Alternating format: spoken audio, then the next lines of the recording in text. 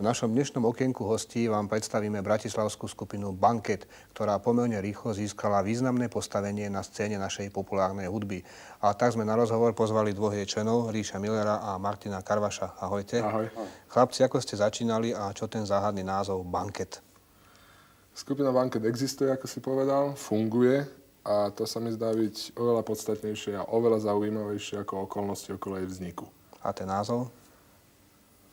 Termín banket označuje slávnostnú hostinu, na ktorej sa podávajú mnohé dobré špeciality. O to nám v podstate ide v tej hudobnej terminológii. A ešte v stavárskej terminológii tento termín označuje pevný základ stavby. A táto pointa sa mi páči oveľa viac ako tá prvá, keď mám byť úprimný.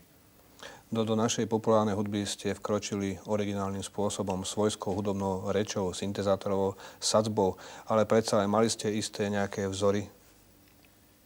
Tak ja, tak ako moji kolegovia, počúvam spustu hudby, jedna sa mi páči, iná sa mi páči menej alebo vôbec, ale o nejakom konkrétnom vzore by som ťažko mal hovoriť. V podstate vychádzam z toho, čo povedal Martin, že počúvame veľa hudby, možno každý inú, ale myslím si, a to je najpodstatnejšie, všetci tú jednu dobrú. Za úspechom rôznych spevákov alebo skupín obvykle stoja týmy autorov. Ako je to u vás s tvorbou piesni? Tak u nás je to asi takto. Niektorí z nás prinesie základný materiál, teda zhudobnený text. Ďalší postup,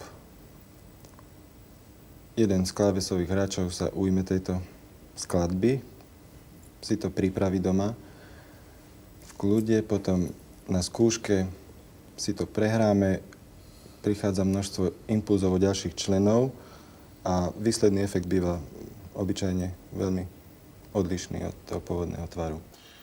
Skupina Banket je jednou z najmladších profesionálnych skupín. Účinkujeme pod hlavičkou umeleckej agentúry Slow Concert. Čaká nás do konca roka veľmi veľa koncertov a na každý jeden z nich sa veľmi tešíme. Na plány chceme robiť muziku tak ako doteraz, ktorá sa bude najmä páčiť nám, ale samozrejme, keď sa bude páčiť aj druhým a viacerým, tak o to lepšie.